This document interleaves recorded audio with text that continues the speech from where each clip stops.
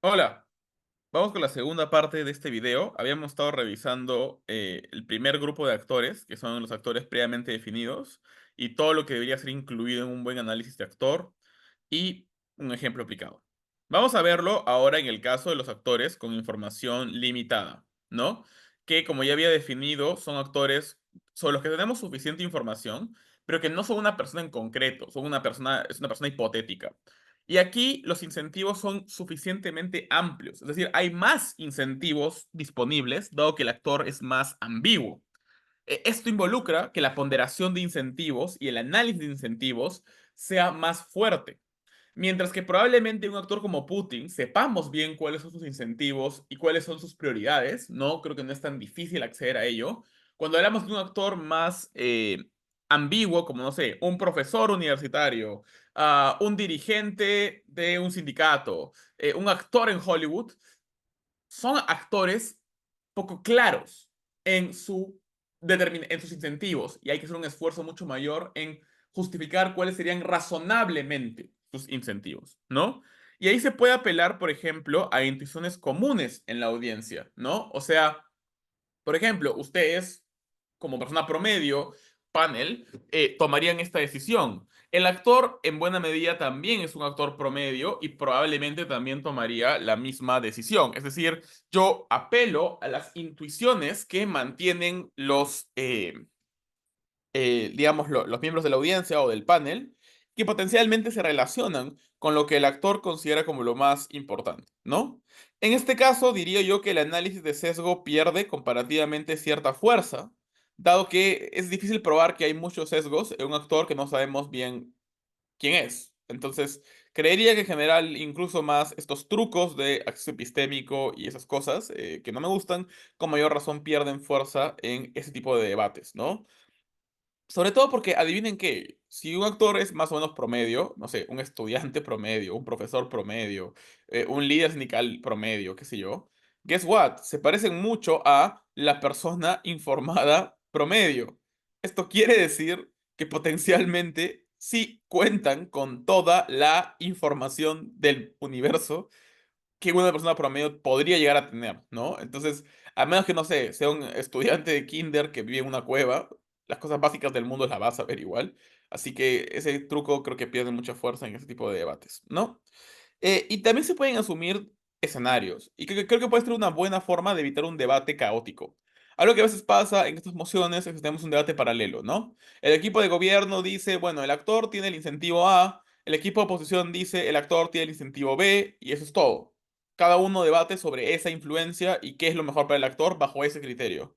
Eso se vuelve un debate muy paralelo, porque va a ser difícil probar que a un actor solo le importa A y no le importa B, o que necesariamente le importa mucho más A que le importa B. Esto es ambiguo, no lo sabemos, y por lo tanto tendría poco sentido armar argumentos a partir de esa lógica. Tiene mucho más sentido, en contraste, armar argumentos a partir de analizar, bueno, es muy probable que el actor, aún con sus sesgos, aún con la falta de incentivos, aún con lo que sea, puede, even if, en el peor caso, igual tomar la decisión que queremos nosotros. O sea, te pones en varios escenarios, ¿no? Un escenario en el cual tu incentivo se cumple y puedes explicar que es el escenario más probable, pero también puedes decir que en otros escenarios la lógica igual aplica, ¿ok? Así que también es una buena idea asumir diferentes escenarios. Y como ya decía antes, mientras menos se sepa del actor, más probable es que el clash de sesgo sea difícil de probar, porque la certeza de caracterizaciones, ¿no? Como es una persona muy emocional, o qué sé yo, pierden fuerza. Y yo creo que aquí cuando queremos reencuadrar las caracterizaciones de los actores, hay que hacerlo de forma estratégica. No hay que hacer un análisis paralelo. Podemos utilizar, por ejemplo, lógica contraria de un equipo en su contra, ¿no? Yo recuerdo que en un debate hace poco, una moción sobre a dónde tenía que ir un joven futbolista. Un equipo decía, no, pues este futbolista cree que es increíblemente bueno, tiene un sesgo a favor de sí mismo, por lo tanto va a fichar por este club, ¿no? Yo usé esa misma lógica, esa misma caracterización y la reencuadré para explicar que iba a elegir la otra opción. Entonces, yo en vez de presentar una caracterización paralela, no diferente, contraria al equipo que está en mi contra, yo utilicé su lógica y su caracterización y volteé su material. Entonces, eso es lo que puedes también intentar hacer.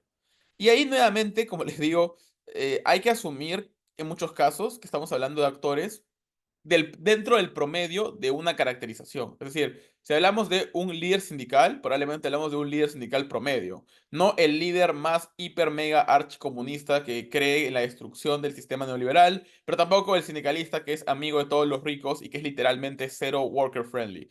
Probablemente en el debate el escenario con más certeza sea el escenario más promedio y la mayoría de equipos suelen asumir esto como base. No me parece malo, me parece que es un debate que puede ser más limpio. Igual tiene bastante material, ¿no? Una buena moción de actor va a asumir que dentro de una caracterización promedio hay suficiente debate y no es necesario romper esta caracterización para extender, por ejemplo, la ronda, ¿no? Ahí vemos el ejemplo, ¿no? Esta fue la moción, esta es la ronda 8 de Words, es tal cual lo que pasó en ese debate, en que estábamos en una de las salas altas peleando el break, conseguimos el break ganando en el segundo lugar en esta moción. Dice que esta cámara con una persona promedio elegiría ser inmortal. Alta de gobierno hablaba de cumplir todo lo que quieres. Alta oposición hablaba de la crisis, de perder a toda la gente amada y tu aburrimiento. Baja de gobierno hablaba de hacer el bien de forma indefinida y nosotros en baja oposición hablábamos de que va a ser una vida increíblemente monótona y que va a perder el acceso a la esperanza, por ejemplo, de la religión. Y eso es importante porque si ustedes se ponen a pensar, todas estas cosas parecen ser intuitivamente muy relevantes para un actor promedio, ¿no? O sea, no me parece descabellado pensar que le importa literalmente las cuatro cosas. Así que hay varias preguntas que tenemos que hacernos, ¿no? Y bueno, ¿cómo respondimos a cada una de estas preguntas en baja posición? Uno, ¿qué escenario es el más probable? Yo hice un extenso framing para explicar que la mayoría de personas promedio en el mundo tienen trabajos promedio, que suelen ser trabajos bastante aburridos y monótonos de oficina, más en un contexto neoliberal en el que las prestaciones sociales que vienen junto a ese trabajo suelen ser cada vez más limitadas, ¿no? Si seguimos la idea de la sociedad del cansancio, ¿no? De Byung-Chul Han, sabemos que la mayoría de gente hoy día vive cansada, harta de su trabajo, saturada, y yo utilicé este framing de la sociedad del cansancio para explicar que potencialmente el actor no va a tener, digamos, muchos incentivos de mantenerse en ese trabajo por mucho tiempo. ¿Qué cosas podrían valorarse más? Ahí yo expliqué para el actor, potencialmente una vida más corta puede ser más valiosa en medida en que va a ser una vida donde ciertas cosas van a cobrar mucha más intensidad, porque solo se va a vivir una vez. Cuando ves a tu hijo crecer, cuando ves a tu madre envejecer a tu lado, cuando ves a tu esposa contigo luego de 20 años de matrimonio, cuando te retiras y has sido apreciado en tu trabajo, cuando has ascendido en tu trabajo, es decir, todo se valora mucho más en la medida en que es más intenso. Pero además lo que expliqué es que el criterio para darle valor a estas cosas parte de algo que es muy intuitivo en la mayoría de actores, que es la intensidad no se mide en términos cuantitativos, no se mide en términos cualitativos. Y la gente no valora la cantidad de experiencias buenas, sino la calidad de esas experiencias. Y a partir de ese framing es que sacamos el caso de CEO, que le ganó a las cámaras altas en este debate.